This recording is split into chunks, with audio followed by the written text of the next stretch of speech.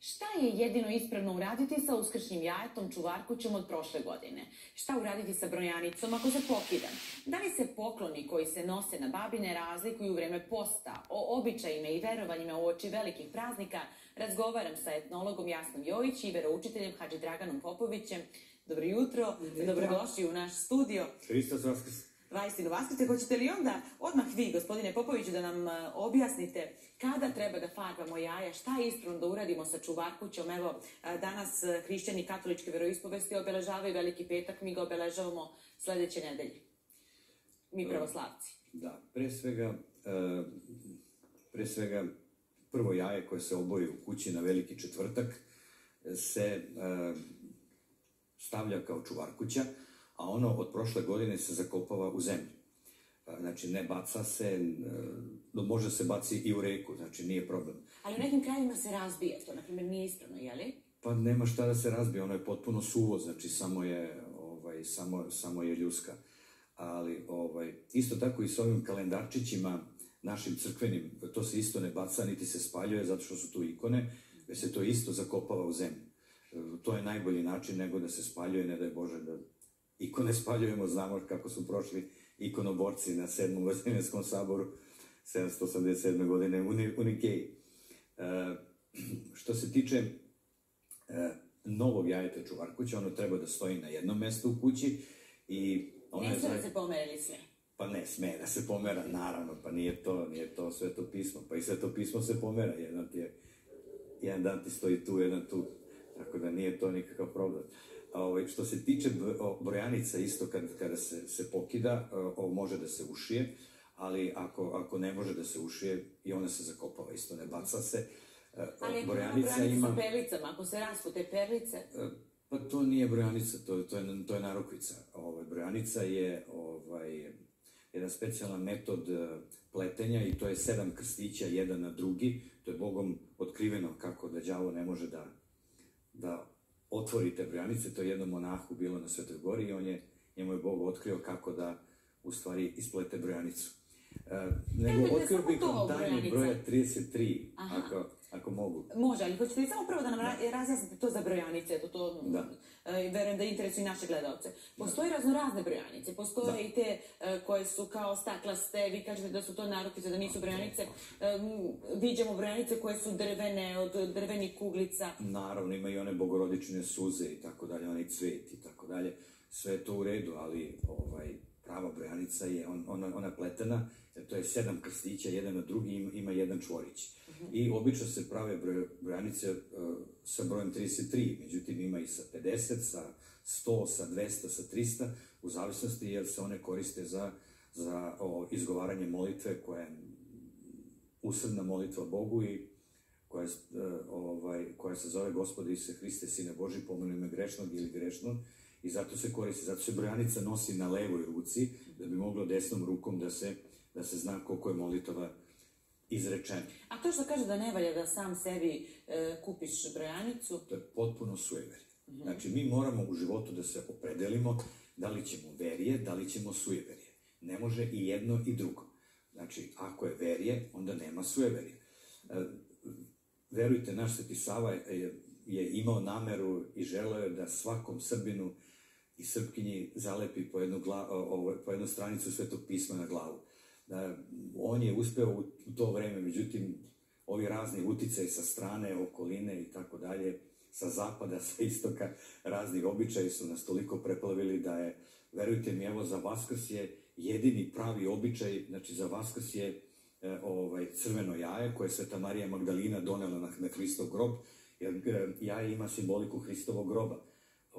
Kao što iz jajeta izlazi živo pile, tako je Hristos vaskrsao iz groba.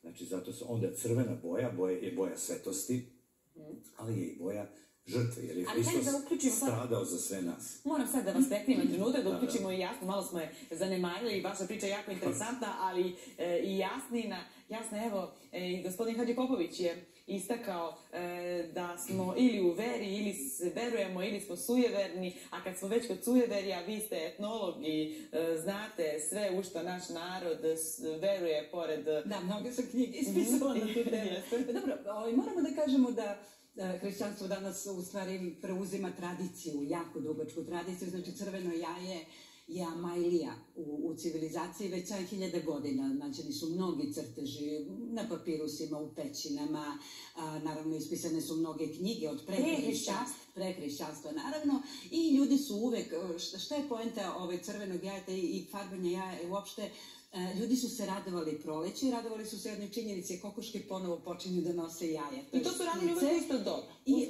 uvek se radilo u proleće, znači kad kokoške ponovo počinju da nose jaja. Sad zašto baš kokošje? Verovatno su na početku možda uzimali jaja od mnogih životinja, ali misli se da je kokoška, zato što kažu jedina je kokoška, u stvari kad snese jaje, ona da znak da je snela jaje, pa kokodače jeste, i na taj način se smislilo u stvari da ona, obzirom da nudi nešto svoje ljudima, ali tako, da je u stvari Bog hteo, ili neko više biće, ali tako, stvoritelj, da je hteo da se ljudi nekako posluže sa tim. I najstariji mit o crvenom jajetu koji je zapisan, potiče znači iz Mesopotamije, iz Vavilona, i boginja Ištar je u stvari rođena iz tog jednog jajeta, ali tako, u reci Eufrat, i njen muž Vol, bog sunca, znači oni su bili jako cenjeni u čitavom tom civilizacijskom kraju planete, i to se posle toga širilo, tako da su i Kelti i Sloveni, znači, verovali u Eostre, znamo kako se već kaže Uskrs, ali tako danas, i u katoličkom i protestantskom svetu, i na taj način je u stvari hrišćanstvo koje je preuzelo mnoge tradicije iz tog paganskog vremena, preuzela i tu veru, jer narod jednostavno nije hteo da prestane da farba jaja. I crvena se uvek uzima zato što je crvena u stvari boja radosti, života, vatre, znači, i smatra se da ako se jaja ofarbu crveno, da to može da bude Amajlija. Odakle je ta čuvarkuća, mora da bude crvena, a tako trebalo bi da bude, da bi u stvari sve vreme odagnalo sve što je loše iz jedne kuće. I naravno, eto, rekao je i kolega da treba, znači, tu staru čuvarkuću, po tradiciji se čuvarkuća lomi, da bi se videlo, zato što se smatralo da čuvarkuća predskazuje šta je bilo protekle godine i kako da se mi odnosimo na tu prošlost da bi nam budućnost bila bolja. Pa ako se jaje od prošle godine, ali tako, usmrdelo, što može da se desi, posebno ako je malo napuklo jaje, ako ne vidimo pre nego što odaberemo šta ćemo farbati, onda se, znači, kaže neka sada sve zlo ode sa tim jajetom, a neka nam dođe dobro, i to jaje se zmječi i baca se u reku. Mora da bude tekuća voda koja će da odnese to, a onaj ko nema reku blizu možda baci u WC šolju, ali tako, pa da pusti za tim vodu.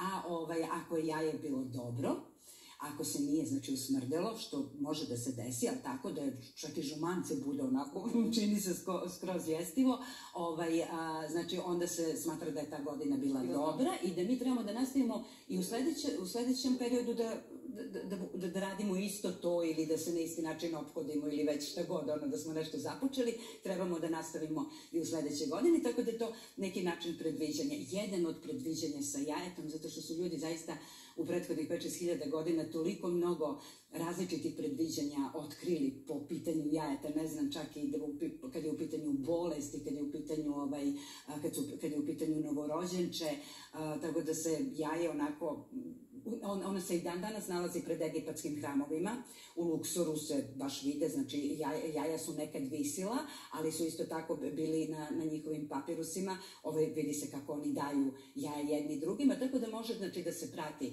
celokupan taj ritual i tradicije koje je hrišćanstvo preuzelo, naravno, jer ljudi nisu hteli da se odreknu tih običaja, i onda su samo legendama, nekim i mitovima to vezali za Hrista, jer je verovatno da su, pošto su Hrista, znači, spalili, razapeli kad je upravo u proleće, ali tako, onda su, priča se da su žene, u stvari, dok su Hrista vodili do Golgote, pokušavale da skrenu pažnju rimskim vojnicima, da ga ne bi previše tukli, jer je bilo je trojica, ali tako, razapetao, koji su prolazili i vukli svoj krst, onda su oni kao nudili Rimljanima farbana jaja, da bi im u stvari, da bi im skrenuli pažnju, a onda imamo i ova dva legende koju jednu smo čuli, a druga je da je Marija Magdalena nosila rimskom imperatoru jaje koje je pocrvenalo u njenim rukama pred njim i rekla, evo vidiš, to je znak Hristovog vaskrsenja.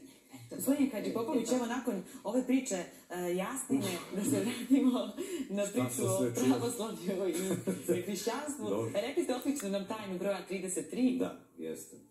Tajna broja 33 je tome što je 33 Hristos imao zemne godine na zemlji, znači koliko je živeo.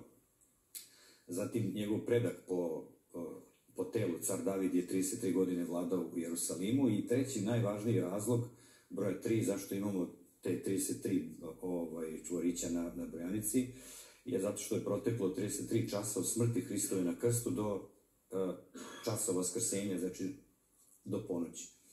33 časa je proteklo. Što se tiče... Ali što ste tako reagovali? Jao, šta sam sve sad čuo kada ste saslušali jasno? Imao sam osjećaj kao da pravimo hleb i od peska, i od brašna, i od prašine, i od... Tako da ne bi ja taj hleb jeo, moram da vam priznam, ja sam diplomirani teolog i mislim, u pravoslavnoj crkvi postoje predanja i legende i mitovi nisu zastupljeni. Što se tiče... Dobro, ali u narodu svega ima. Da, pa treba, naravno. Mi moramo da shvatimo da je hrišćanstvo nastavak nekakvih filozofskih i religijskih misli. Jedan veliki čovjek, to je Kalabić, rekao je, Bog je jedan, a naroda ima svakakog. Tako da zaista stvarno ima svega u našem narodu. I ne znam, kad bi sad ustao Sveti Sava da je čuo ovo, ne znam kako bi reagovao. Ja samo moram da vam kažem još jednu stvar koja je vrlo važna, da je običaj što se Vaskrsa tiče su krštavanja i da su prožeta, znači sveta tajna pokajanja je prožeta sa krštenjem i sa vaskrsenjem. Kad ste pomenuli krštenje, imamo jako malo vremena, još nešto interesantno nam je bilo na umu da razjasnimo. Dobro. Dok ste vas dvoje tu, jedno i drugo. Običaj odlaska na babine. Dobro. Ne znam kako na to pravoslavlje i naša pravoslavna crkva gleda, s obzirom da je vreme posta, imamo dosta običaja koji se vezuju za odlazak na babine, pa između ostalo da se nosi pečena kokoška sa glavom. Ne, to su stvarno, to su preterivanja. Za vreme posta zna se da je post. Post i molitva su zaista dva krila jednog hrišćanina. A šta se onda nosi kao dar kada se odlazi na babine? Pa nešto što je post. Mislim, naravno, ne možete da nosite za vreme posta nešto mrsno da nosite. To je stvarno, znači, krše se kanoni i tako dalje. Mislim, ne pije vodu, kako bih ja rekao. Međutim, teo sam da kažem što se tiče krštenja. Zato krštenja i vaskrsenja, one su prožete svetom tajnom pokajanja, jer zaista pokajanje je u stvari jedna vrsta vaskrsenja i u svetoj tajni vaskrsenja je jedna dimenzija pokajanja. Zato Sveti Jovan Krstitelj i Gospod Isus Hristos i počinju svoje propovedi pokajte se jer se približilo Carstvo nebesko, a Gospod naravno nadodaje tu i kaže i verujte u evanđelje, zato što je on evanđelje, zato što je on pobedilac greha, smrti i đavola. Hvala, gospodine Hadžipopović. Evo za sam kraj da čujemo i vas jasna zašto kokoška sa glavom se nosi kao dar na babine. Pa zato što je u stvari petao. Petao? Da, zato što je petao taj jedan jedini, na primjer, u jednom kokošincu, koji je u stvari zaslužan za sva ta jaja, a inače, već smo malo pre rekli koliko je kokoška značajna zaista za civilizacijski, za ljudi u civilizacijskom svetu, zato što su i znali da je njeno meso dobro i kvalitetnije, a pored tog peča, znači vuk, lisice i ostalo, smatralo se da njihove čeljusti u stvari, zove se na primjer vuči zob, pa se onda ono stavi stavi pored porodilje i pored deteta, pored novorođenčeta, da ih čuva. Isto se tako smatralo i za Petlovu glavu.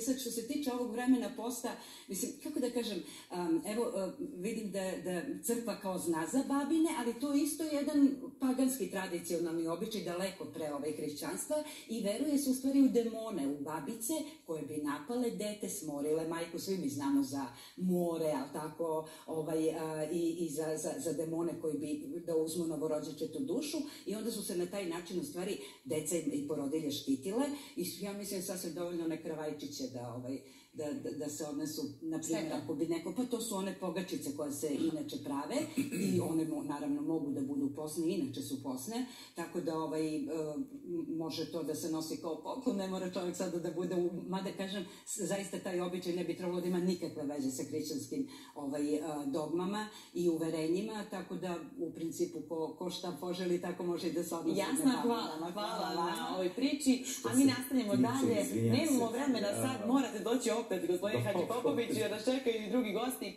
Marina Đorđević iz Niša ima 19 godina i ima leukemiju.